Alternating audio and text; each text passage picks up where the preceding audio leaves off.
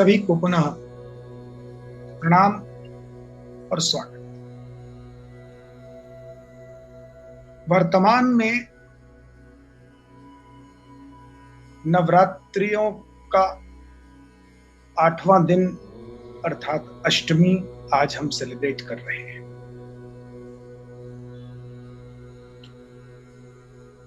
तो क्या महत्व है इस पर्व का? प्रश्न यह भी है कि ये वर्ष में 2 बार क्यों मनाया जाता है? क्या सिग्निफिकेंस है? और ये 9 दिन ही क्यों मनाया जाता है?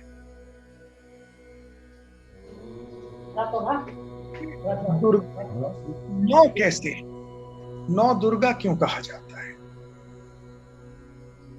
तो आइए इन तमाम प्रश्नों के उत्तर जानते हैं।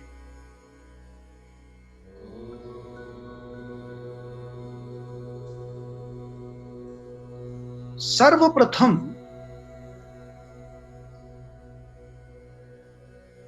ये 9 दुर्गाएं पार्वती के 9 स्वरूप हैं।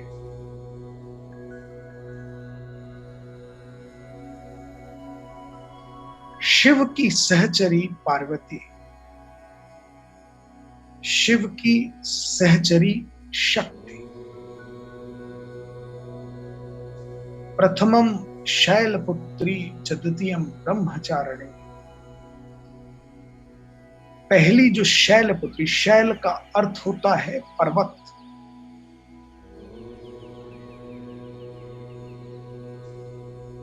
पर्वत की पुत्री,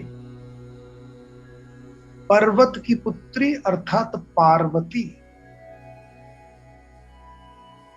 द्वितीयम ब्रह्मचारिणी,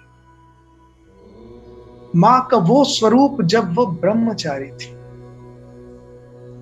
विवाह के पूर्व का स्वरूप। तृतीयम चंद्र घंटा चतुर्थकम कूष्मांड।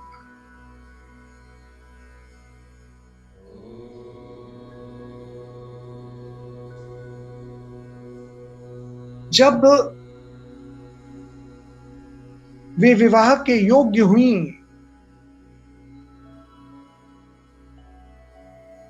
खूबसूरती में 4 चांद लग गए। तृतीयम चंद्र घंटा, एज इफ चंद्राकार स्वरूप निखर कर सामने आ गया।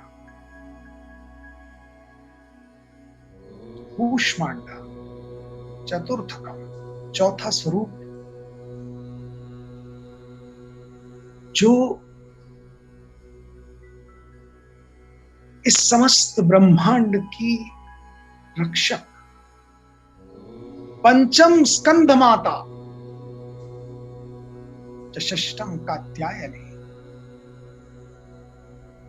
विवाह के पश्चात स्कंध की माता, स्कंध अर्थात कार्तिकेय, कात्यायनी। माता का एक स्वरूप ऋषि कात्य की पुत्री के रूप में भी माना जाता है, इसलिए कात्यायनी। सप्तम काल रात्रि च महागौरी च चाष्टमम। सप्तम काल रात्रि जो माता काली का स्वरूप है।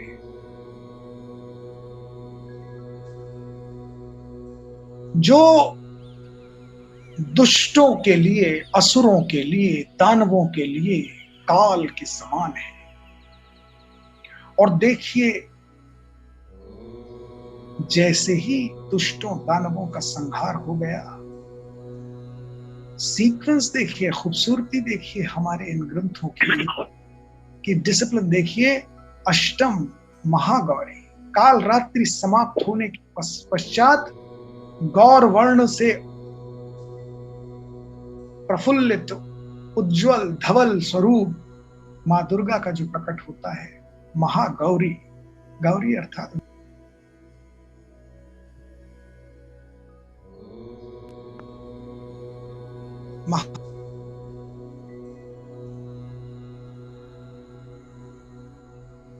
सिद्धिदात्री नवमम स सिद्धिदात्री, और नवम स्वरूप वो है जो मांग ले उस सिद्धि को प्रदान करने वाली दयालु माता। ये 9 स्वरूप है। तो ये 9 ही क्यों है? प्रश्न ये है।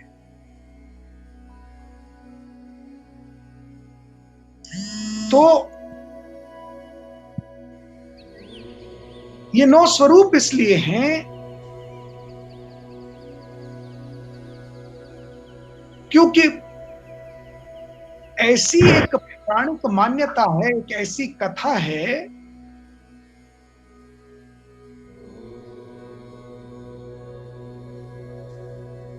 कि शक्ति की उत्पत्ति कैसे हुई।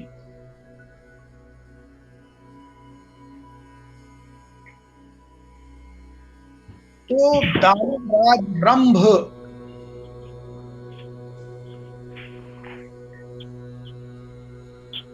ने महिषी अर्थात भैंस से विवाह कर लिया, और रंभ और महिषी के पुत्र हुआ महिषासुर।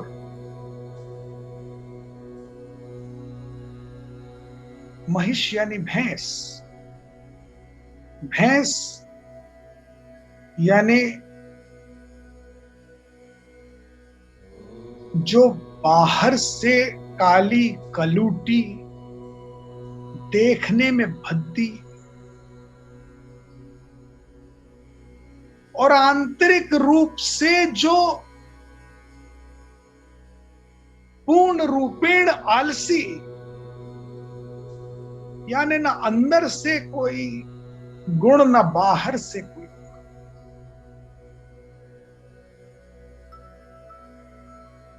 तमस का प्रतिरूप।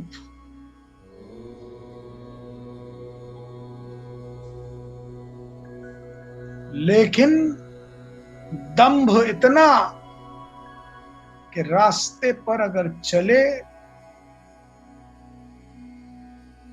तो चाहे कोई कितना शोर मचाए, धक्का दे, अपनी जगह से टस से मस नहीं, रास्ता तो आपको बदलना पड़ेगा। तो इस सब का प्रतिरूप महिषासुर, दंभी, अत्याचारी। तो पौराणिक कथा ऐसी है कि उसने अत्याचारों की पराकाष्ठा कर दी, यहां तक कि स्वर्ग पर आक्रमण करके इंद्र का आसन छीन लिया। देवता त्राहि त्राहि कर उठे।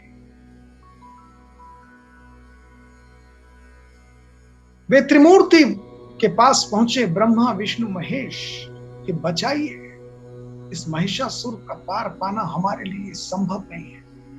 और महिषासुर को ये सारी शक्तियां प्रदान की थी उसके द्वारा किए गए ब्रह्मा जी के तप में, वरदान में ब्रह्मा जी ने उसे सब शक्तियां दी थी।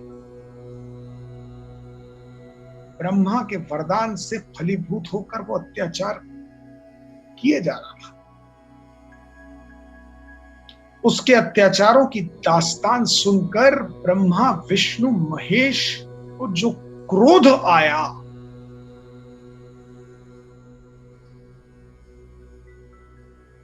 और उस क्रोध से जो अग्नि प्रज्वलित हुई,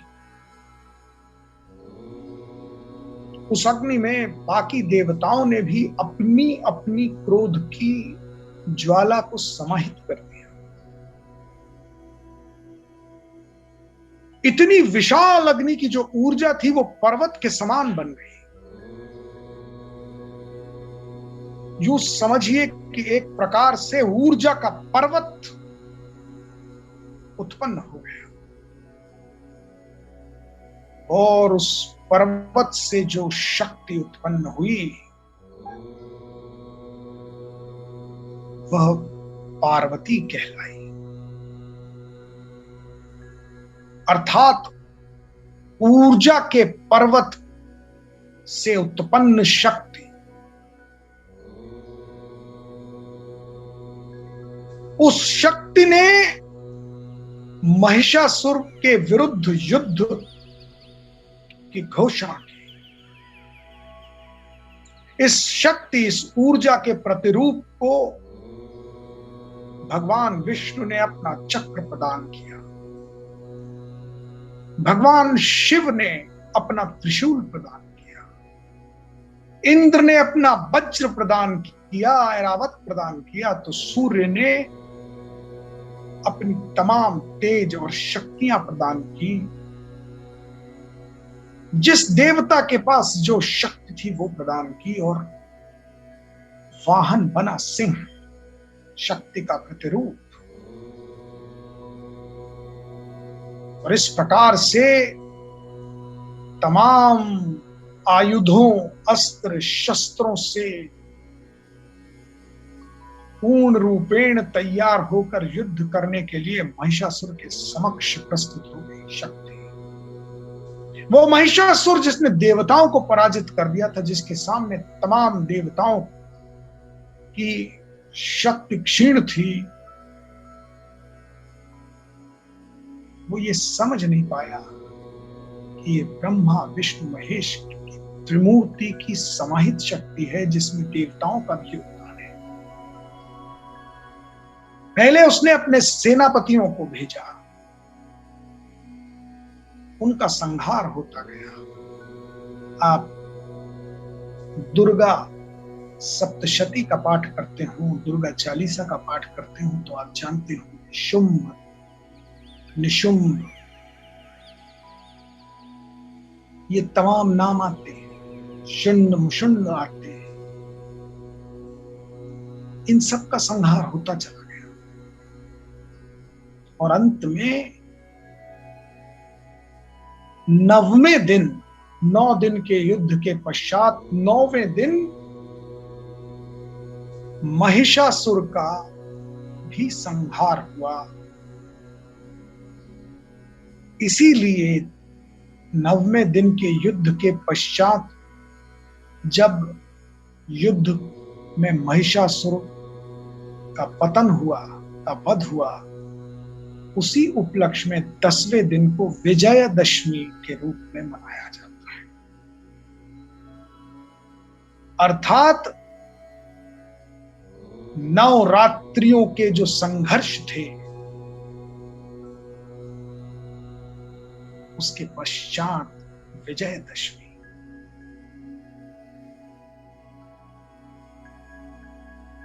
और रात्रि ही क्यों? क्योंकि महिषासुर एक काल रात्रि के रूप में इस विश्व पर छा गया था, वो रात्रि समाप्त हुई। इसलिए वो 9 रात्रियां शक्ति की रात्रियां हैं। तमाम लोग उसी शक्ति की प्राप्त करने के लिए तप करते हैं, व्रत करते हैं, उपवास करते हैं, प्रार्थना करते हैं कि हे मां, वही शक्ति हमें प्रदान करे।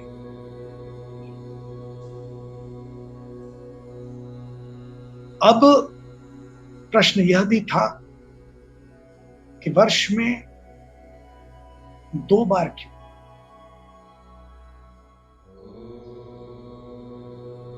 तो इसके लिए ये समझना जरूरी है कि ये नवरात्रि वर्ष में 2 बार आती कब है। The relevance of the period is very important to note, because it comes twice in a year in identical phase.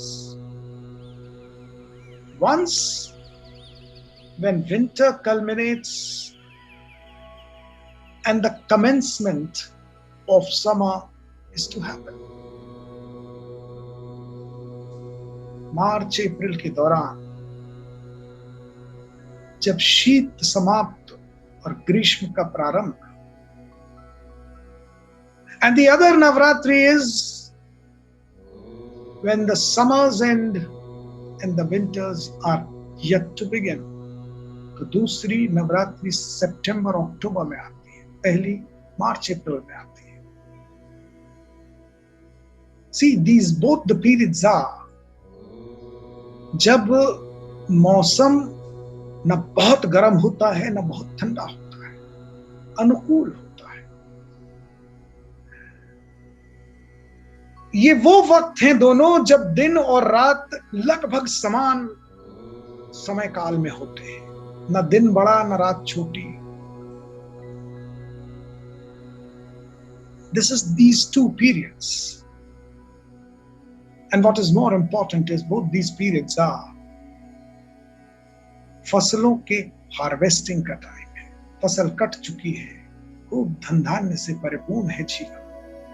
अब उत्सव का समय है, विजयदशमी का समय है।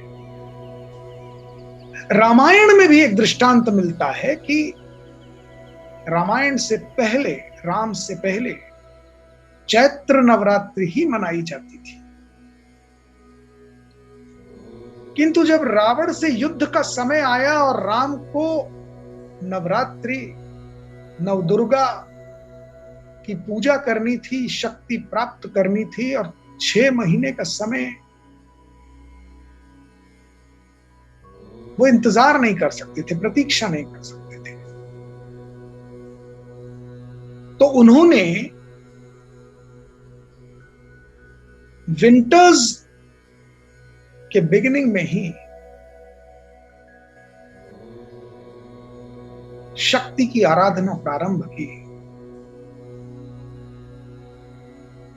और शक्ति प्राप्त हुई, और उस युद्ध में मां दुर्गा के प्रताप से रावण का वध हुआ। राम को विजय प्राप्त हुई, और तब से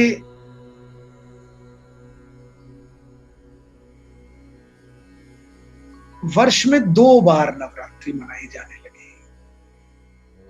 और आप ये भी जानते होंगे कि विंटर्स की नवरात्रि जो होती है उसका कल्मिनेशन दशहरा से होता है, जहां रावण का वध हुआ। तो चैत्र नवरात्रि विजयदशमी पर अंत होती है, जहां महिषासुर का अंत हुआ, और जो विंटर्स की नवरात्रि है वो राम रावण युद्ध की समाप्ति पर घोषित होती है, जहां दशहरा मनाया जाता है, जहां रावण का वध।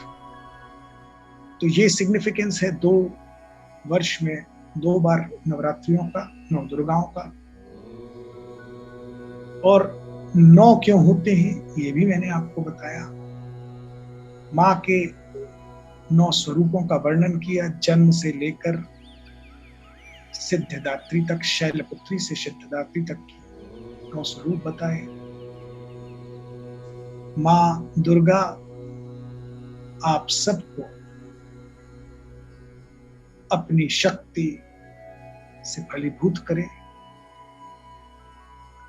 वरदान दे, और आपकी तमाम इच्छाओं पूर्णता दे। इसी प्रार्थना के साथ आप सबको नमन।